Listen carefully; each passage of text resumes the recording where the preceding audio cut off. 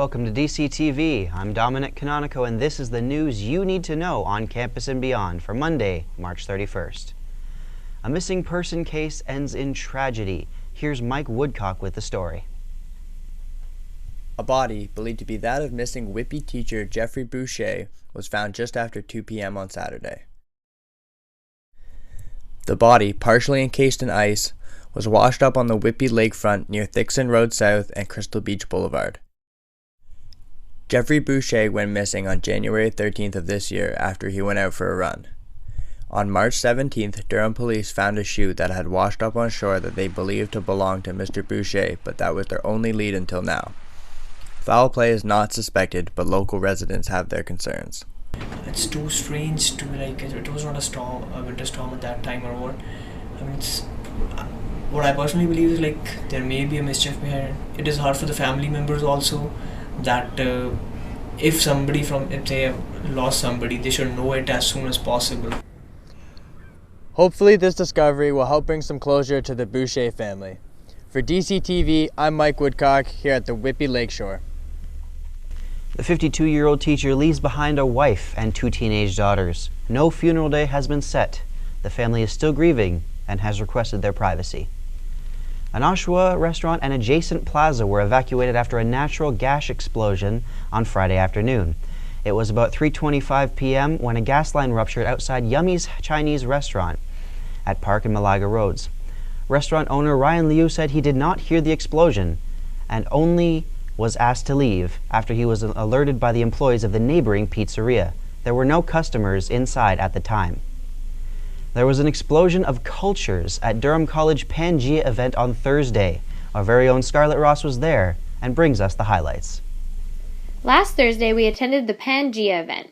As soon as you walk into the event, you get a luggage tag and a passport. The passport is used to go to each food station where you can try foods from various countries like Poland and Mexico.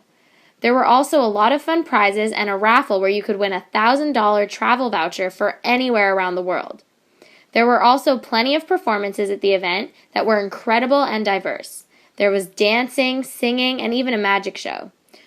Found a couple books, kind of watched my way into it and just tried to pick up on what people were doing, and I have just always been interested in the human mind, so it just kind of links with my program as well, psychology. So. There's an excellent showing of attendees at the Pangea event and plenty of helpful volunteers wearing bright colored t-shirts. As you can see, the Pangea event is a great time where you can essentially travel the world and learn about all different cultures right here at Durham College. For DCTV, I'm Scarlett Ross at the Pangea event. Police say they seized a gun, cash, and drugs during a routine traffic stop last Wednesday. Police say they stopped a car in the early hours on Thixon Road near Consumers Drive and discovered a loaded handgun behind the passenger seat of the car, along with $3,500 worth of suspected crack cocaine. Daniel Thoreau of Oshawa is facing charges in connection with the seizure, along with a charge of breach of recognizance. Durham police are searching for a gas thief in Oshawa.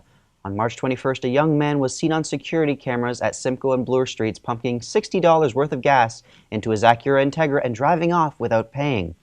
The driver is described as a white man, 5 foot 10 inches tall with a thin build and short dark hair. He was last seen wearing a hooded blue and gray plaid jacket, black running shoes, blue jeans, and a black ball cap with a DVRA logo on it. If you have any information, call Crime Stoppers at 1-800-222-TIPS. Downtown Oshawa is ready to quench the thirst of citygoers as the weather gets warmer with the Blue Water program. Starting this summer, Councillor Doug Sanders will be working with several restaurants downtown to provide cold drinking water to anybody who needs it. Establishments who participate in this project will display a blue W in their window indicating to anyone that if they want a drink, they are welcome to come in without any obligation to buy anything. Sanders says this movement will be especially helpful to the homeless of Oshawa, who often get turned away when asking for a drink. Protecting our blue planet was the focus this past Saturday as millions of people around the world spent time in darkness for Earth Hour. Here's John Penfold with that story. This past Saturday, the 7th annual Earth Hour occurred between 8:30 and 9:30 p.m. across the globe. The idea behind Earth Hour is to turn off all non-essential electronic devices as a symbol of commitment to the planet. Originally started in Sydney, Australia in 2007, Earth Hour has since become a worldwide movement organized by the Worldwide Fund for Nature. We took to Durham College to speak to students and staff about the event. So one thing that's very good about Earth Hour, it's like you're giving the Earth a break because we sort of live off it. If it was like theoretically a person, then you gotta like sort of like repay it for all you've done for it, because we admittedly kind of abuse it with all our oils and gas and stuff. So Earth Hour is this Sunday, and I think it's not the brightest idea in the world, no pun intended. There's a lot of there's more power sucked in when you turn on lights, so there's a lot more stress on the grid when everybody turns off their lights and then turns on their lights at the same time. And I just don't think it does as much as people think it does. I think Earth Hour is a great idea.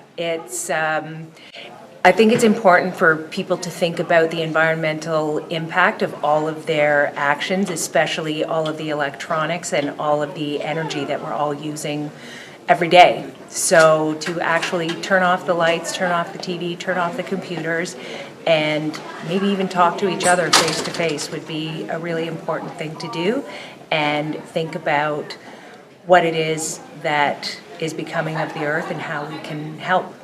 Students and teachers alike turned off their electricity this Sunday to support Earth Day. For DCTV, I'm John Penfold at Durham College. And that is your news for today. Up next, we've got all the latest in sports highlights with Ty Simpson. Ty? Thanks, Dom. In March Madness news, the University of Connecticut earned themselves a position in the Final Four with a 60-54 win over Michigan State. 22-year-old point guard Shabazz Napier scored 25 points in an impressive quarterfinal performance. Connecticut will play the Florida State Gators Saturday night in Arlington, Texas. In Indianapolis, the Kentucky Wildcats edged out the Michigan Wolverines 75-72 with forward Aaron Harrison sinking the go-ahead three-pointer with less than 30 seconds on the clock.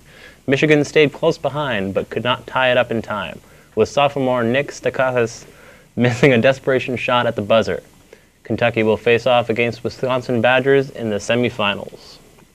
On Thursday, fullback Alexander Robinson agreed to terms with the Toronto Argonauts. Toronto selected Robinson as a defensive lineman out of the Western in 2011 CFL draft. The 6'5" beast was switched to offense last season and recorded 10 catches, 2 touchdowns, and 5 special team tackles. The Argos have also signed import receiver Terrell Sinkfield. With the Durham Lords basketball team falling behind on marks, they need to focus more on grades and less on the sport. Here's Bianca Clark with the story. I'm Bianca Clark with DC Sports. There has been a lot of complaints about students on the basketball team not paying attention to their grades and they're falling behind. A lot of parents feel that the students should put as much effort in their schoolwork as they do on the court. I spoke with one of the Durham College basketball players' older brother, Nigel, to see what he thinks about it all. Yes, it does. It can get in the way of his schoolwork. He really takes a lot of passion and pride in his basketball, and he does lack in certain categories in his schoolwork. I believe that he tends to focus more on his basketball more than the educational side.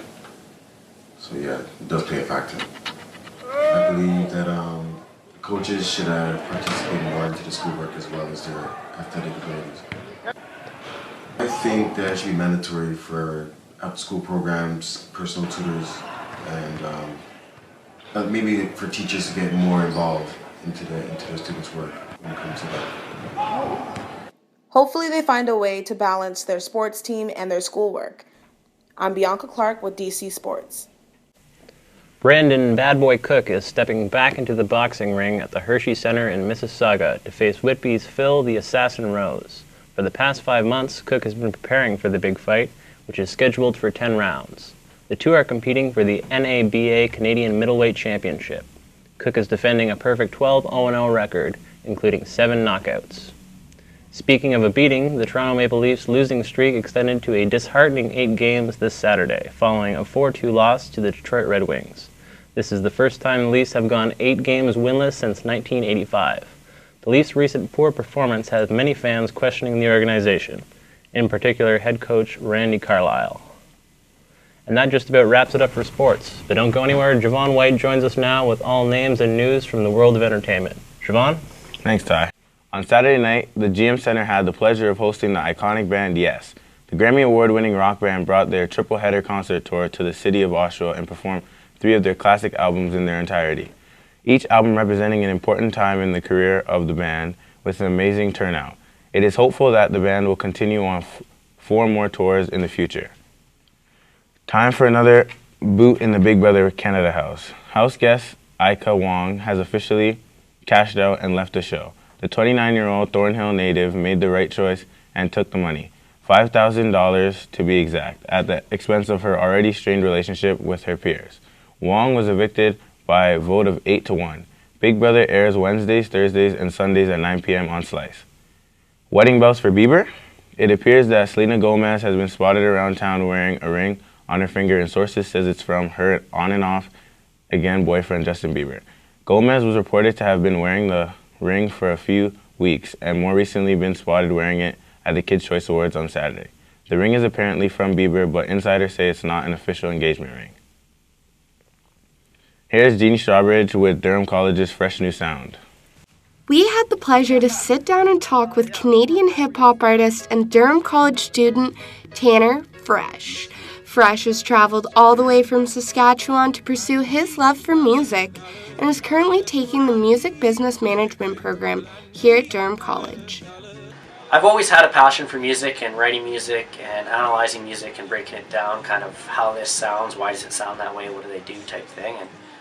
And I found out that a couple of friends of mine had a similar passion, and we formed a group called Fresh City. Really big single that hit home with everybody called Danger way back in the day when we were in high school. And it featured myself and my really good friend Troy Junker. And with this song, we did it with a Saskatchewan artist who had a couple big hits at the time. And with this collaboration kind of catapulted us into some shows and things like that. And we wanted to up it a little bit and decided to work with Juno award-winning artist Belly out of Ottawa.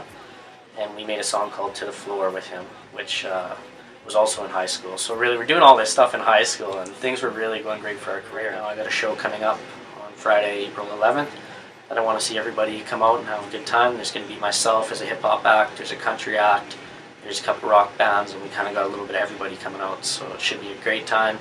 A lot of industry people coming out, so I want to see everybody there. Mustache Club in Oshawa. If you really want to do something, you should definitely go and do it. I'm doing that right now, and I encourage everybody to do it. And you may end up exactly where you want to be, and wouldn't that be life's greatest dream right there, is when your dreams come true. For more slick beats from Tanner Fresh, follow him on Facebook or check out his website at www.tannerfresh.com. For entertainment on DCTV, I'm Jean Strawbridge here at South Village Residence. Robin Thicke is said to be a no-show at this year's event. The singer is scheduled to be one of the main performances at the MTS Center Sunday night. It is reported that after being told to go on mandatory vocal rest, Thicke will be unable to attend the show. Producers may have already seen this coming, as there have been other cancellations on his tour. Keeping up with the Juno Awards, over the weekend we had some early award winners. Arcade Fire, Drake, Serena Ryder, and Tegan and Sara were among the winners.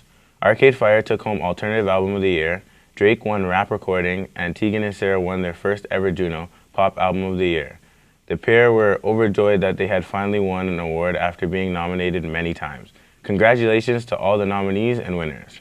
That's all we have for entertainment today. Here's Dom with the final words. Dom? Thanks, Javon. That is your news on campus and beyond for Monday, March the 31st. Be sure to follow us on Twitter at DC Broadcasting or check out our website at dcbroadcasting.ca. Thanks for watching and have a great day.